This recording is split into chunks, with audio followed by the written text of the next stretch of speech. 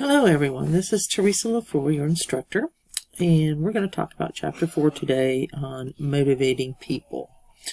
And this is one of the hardest parts of a manager is learning how to motivate people to accomplish the goals that we need them to do.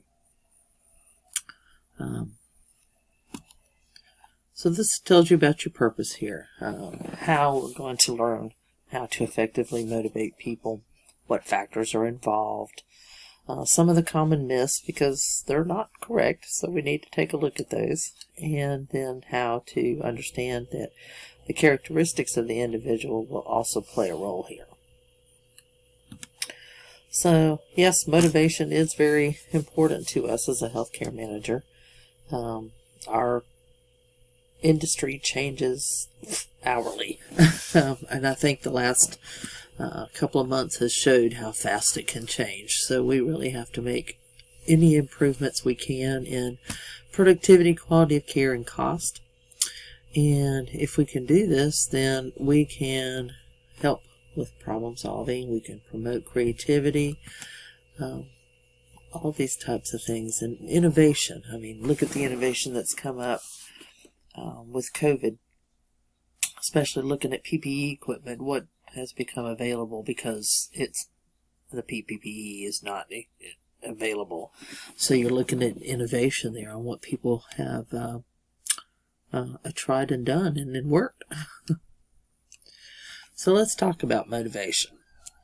So basically motivation is a state or feeling where you're energized, you're thinking about performing a task, or it gets you going and excited to do that task. There are several myths about motivation that we're going to talk about. The first myth is that one can assess motivation by productivity. And that's not necessarily true. Just because a person is not motivated doesn't mean they can't be productive. Most of the time they are fine, but they're just not a motivated worker. The second one is some individuals are just motivated and others are not. And again, no. Individual traits are related to motivation. So a lot of those situational factors can also be played in there. So that is definitely not true. Motivation can be mass-produced. No, it can't. You have to individualize it. What motivates me may not motivate you, so it can't be a mass-produced item. And last but not least is money make the world go round.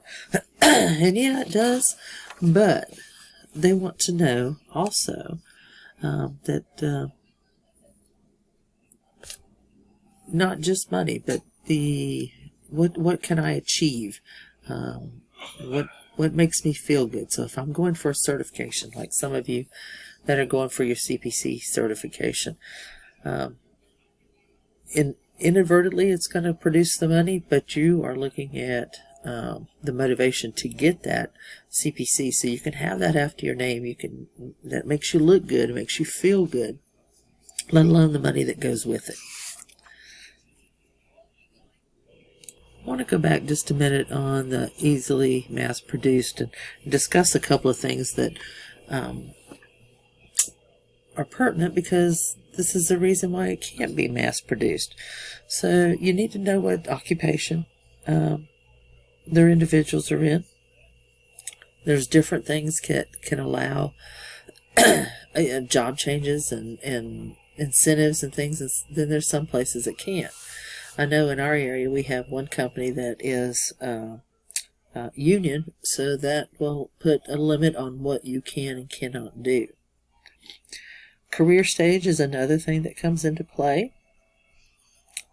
So depending on where you are in that career stage can also depend upon how you're going to react to the motivation. So if you're coming straight out of school, you're motivated to do everything. You want to learn, you want to keep moving as fast as you can up that ladder there. But if you've been in this job for 10, 15 years, then your motivation's a little different. You're not there yet. You want a job that you're satisfied with. You're probably at or near where you want to be in life. So the motivation to keep climbing is not there. And then the last one is personal factors. If you have a family life, children, grandchildren, all these types of things can affect. Are you going through a divorce? Are you getting married? Are there health issues in the family? Are there money issues in the family? All these types of things can also affect your motivation. So there's some things to think about there. Excuse me. These allergies are killing me. So what is the manager's role in assessing motivation? So they have to take into account all those things that we just talked about.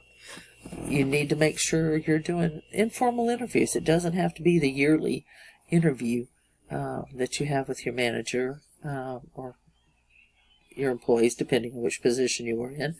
But just talking informally also helps to find out what will motivate them to do their best in this performance. Your employees should feel comfortable in expressing any concerns or changes or anything like that they'd like to see. You want them to feel comfortable coming to you. Then managers, that's their job. They have to problem solve and goal set. That's just the manager's definition, shall we say. All right, so what do we need to do to build that foundation for motivation? Talks about people are energized to work. Are you excited to go into your job? If you are, then you are probably going to be motivated to complete whatever goals are necessary. But if it's just a job that you don't like, you're doing it because it's a job, then that changes the motivation there. Physical or psychological deficiencies, yeah. If it's not a safe place to work, if it's a place where you're uncomfortable, these can make differences also. All right, this is a little flow chart to help you understand how motivation works. So you need to do an evaluation of the need satisfaction after. That's not the right one to start with. Sorry about that. Let's start up here. So what is the deficiency? What's the need? And then we go down to how are we going to satisfy those unmet needs? What are our alternatives? And once we put those alternatives into place, we need to do an evaluation, see how it works. Once that is done, then we need to take a look at what are we going to need down the road. Okay, because this is an ongoing process. It's not just a one-time deal. And it constantly changes. So we also, when we were working with this, we have to determine, what are we going to need down in the future? How are we going to change it? How are we going to make sure that our employees stay motivated? There are several hierarchies, basically, on how to do motivation. There's Maslow's, there's Hertzberg's, and then there's learned ones. Maslow says that people want to satisfy their needs. So they have a listing of what's important to what's less important, and you go down the line in these. Hertzberg says what are the motivators and what's the hygiene factors, and then the learned needs are what do we want to achieve? What power do we want? So if we use need-based views, you take a look at this and you see there's no one item. I mean, people are going to differ based on their age, their race, their gender, the culture of the work. What satisfies your needs now will not do that in the future. So it does change. If you're in a different position than you were before, that changes your needs also. Excuse me. So take a look at this and think back. If you are just starting out in this field, what is going to motivate you now will not be the same as if you've been in it for a while. And if you've been in this for a while, think back. How has your needs changed on what is used to motivate you? The perception of fairness is probably one of the biggest contributors to trying to determine your motivation. People need to make sure that they think everything is fair. And if it's not, in their opinion, fair, then the manager needs to address on why it's not. And it's usually a perception just because they don't understand the processes, but it needs to be addressed. So let's talk about the power of expectations. There's 4 components: your job outcome, your balances, instrumentality, and expectancy. So job outcome, what are the rewards? What are the negative responses? How do you feel about those job outcomes? And people must feel that getting to where they want to be in their job is based upon how they perform. And then the expectancy is, what's that link between the effort and the performance? If I try to do this and apply for this job because I think I've made the effort there, I want to know why I don't get it if I don't, and understand that I did get it because of what I did.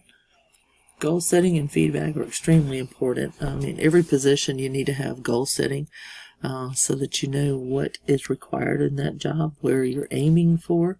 You need the feedback if you're not doing it correctly and something needs to change, or you're on the right path. Negative and positive feedback is good, so that you know what your goal is, how to get to it, are you on the right track to get to it, and so you know that you can make it to that part. Process approaches are another approach that's used to motivate, and it sets a set of guidelines, and it believes that just what you're doing is not enough to motivate you, that you need to have reinforcements positive. You have expectations of what the job will offer you, that there's fairness in it, that you can do the best you can do, and that the goals are necessary for that high performance. So if you are not given basically a job description, and that this is what is expected of you, and this is the end goal, and then we're going to do reinforcement by meeting once a year or every 6 months, whatever, that type of item, in order to motivate you in that position. Healthcare professionals are a little different because they believe they have control due to what they've had to do to get to that. They've had to go through a lot of training, a lot of education. They have to be licensed, and they have to do certain things to keep that license. So there's a very strong code of ethics they have to adhere to, and they are used to having control, being able to do what they need to do to get the job done, having that autonomy. There's no one good way to motivate physicians. They like numbers. So financial incentives don't work, but if you are able to give them a breakdown on like their satisfaction levels, things like that, that is usually a very good motivator for them. High turnover with nurses, so there's a lot of work going into trying to motivate them.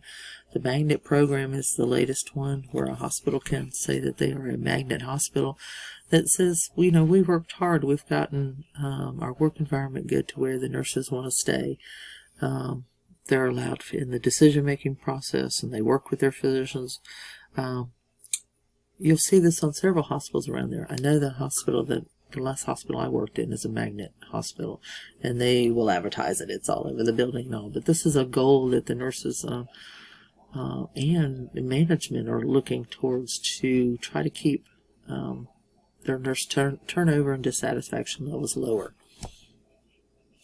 So let's take a look at this screen on motivational problems. They don't know what their job description is. There's something in the way for them to complete that job the way it should be, and that performance to reward linkages aren't there. If they're not getting adequate pay, that could be one of those. Potential solutions are looking at performance-based awards. So if we keep it at a certain level, So let's say you work in collections within the hospital. If your collections rate is, I don't know, 20%, then that will factor into what pay increase you will get. Something like that would be an example. Clear and shared expectancy of success. Employee feedback and involvement, and job redesign. So employees want to have an idea that if they have something good to say, it's expected to be listened to and understood and probably implemented. So you need to get the employees involved and to get your motivation.